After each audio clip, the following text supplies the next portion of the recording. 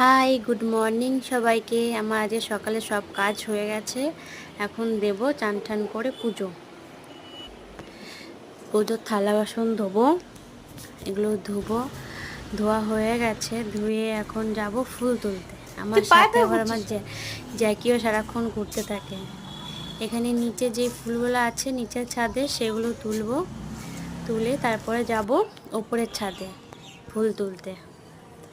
এবার গাছে অনেক ফুল হয়েছে, এটা একটা জবা গাছ, এই ফুলটাও সুন্দর হয়েছে।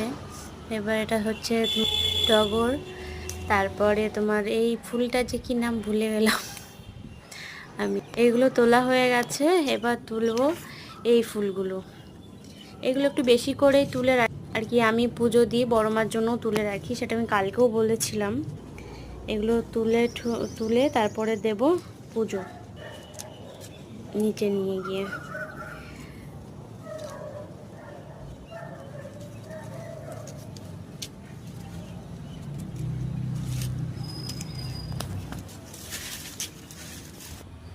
ফুল তো কাল গিয়েছিলাম মেলা থেকে এনেছিলাম বেলুন। আর আমাদের জ্যাকি বেলুন দেখলে খুব ভয় পায়, ওকে বেলুনটা ওই ঘরে ছিল সারা।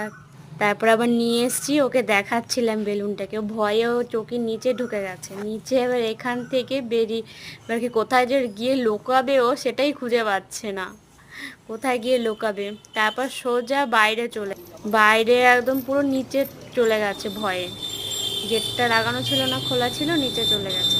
আবার এখন ওকে আনতে তারপরে নিয়ে এসছি, এখন একটু বসেছি, আদর খাচ্ছে, মানে ভয় পেয়েছে, ওনাকে এবার আদর করে দাও, বসে বসে আদর খাচ্ছে পুচকু সোনাটা আমার।